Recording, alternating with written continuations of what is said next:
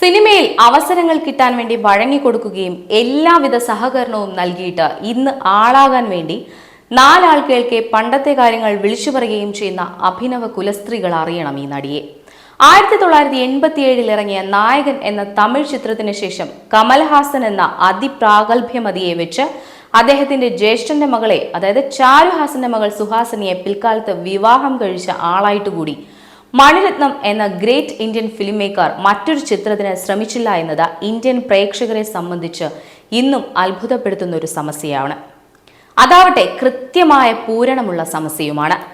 നായകൻ അവരിരുവരും ഒന്നിച്ച ആദ്യത്തെയും അവസാനത്തെയും സിനിമ എന്നതാണ് ചരിത്രമെങ്കിലും 80കളിലെ മലയാള സിനിമകളുടെ മുഖശ്രീ തന്നെയായിരുന്ന നടി കാർത്തികയുടെ തൊഴിൽ അവസാനിപ്പിക്കൽ തീരുമാനത്തിന്റെ കാരണവും അതേ സിനിമ ആയിരുന്നു എന്നത് ഏറെ തെളിവുകളുള്ള വസ്തുതയാണ്. യൂട്യൂബ് ഉൾപ്പെടെ ഒട്ടേറെ ഓൺലൈൻ ഉറവിടങ്ങൾ അത് കൃത്യപ്പെടുത്തുന്നുമുണ്ട്. സിനിമയ്ക്ക് മുന്നേ നടന്ന ഒരു ഫോട്ടോഷൂട്ട് വേളയിൽ അനാവശ്യമായ ഒരു ശരീരസ്പർശത്തിന് മുതിർന്ന കമൽഹാസന്റെ കരം കുടഞ്ഞെറിയുക വഴി യാതൊരു വിധമായ ഇംഗിതത്തിനും വഴങ്ങാൻ സാധ്യതയില്ലാത്ത വ്യക്തിത്വം എന്ന കൃത്യമായ സൂചന കാർത്തിക നൽകുകയും, എന്നാൽ ചിത്രത്തിന്റെ ഷൂട്ട് വേളയിൽ അഭിനയ വ്യാജമായല്ലാതെ നടിയുടെ കർണം തലോടി പുകച്ചുകൊണ്ട് കമൽ തന്റെ പക നിറവേറ്റുകയുമുണ്ടായി. തുടർന്ന് സിനിമയുടെ ചിത്രീകരണം പെട്ടെന്ന് നിർത്തിവെപ്പിക്കുന്ന നിലയിൽ കാർത്തിക നിസ്സഹകരണം പ്രഖ്യാപിക്കുകയായിരുന്നു. അന്നത്തെ ഉഗ്രപ്രതാപിയായ ഉലകനായകന്റെ സമ്മർദ്ദത്തിന് വഴങ്ങാതെ മണിരത്നം കാർത്തികയുടെ ന്യായപക്ഷത്ത് നിൽക്കുക വഴി അവസാനിച്ചതാണ് ഇരുവർക്കുമിടയിലെ പ്രൊഫഷണൽ സഖ്യം.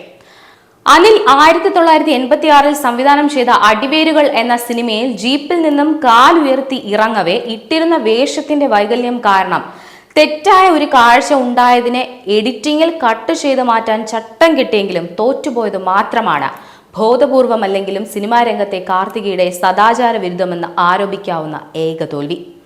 കഥ ആവശ്യപ്പെടാത്തതായ ഒരു ആലിംഗനത്തിന് പോലും നിന്നു കൊടുക്കാതിരുന്ന കാർത്തിക തലസ്ഥാന ജില്ലയിലെ അറിയപ്പെടുന്ന ബാഡ്മിന്റൺ പ്ലെയർ ആയിരിക്കെ ബാലചന്ദ്ര മേനോന്റെ മണിച്ചപ്പ് തുറന്നപ്പോൾ വഴി ആക്ടിംഗ് കരിയർ തുടങ്ങുമ്പോൾ സുനന്ദ എന്ന തന്റെ യഥാർത്ഥ നാമധേയം തിരുത്തി കാർത്തിക ആയത് മാത്രമാണ് ചലച്ചിത്ര ജീവിതത്തിൽ നടി നടത്തിയ ഒരേ ഒരു ഒത്തുതീർപ്പ്.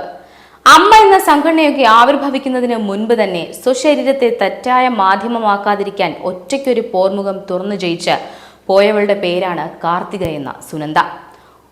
ഓർമ്മയിൽ ഒരു ശിശിരം, ഓമനിക്കാനൊരു ശിശിരം.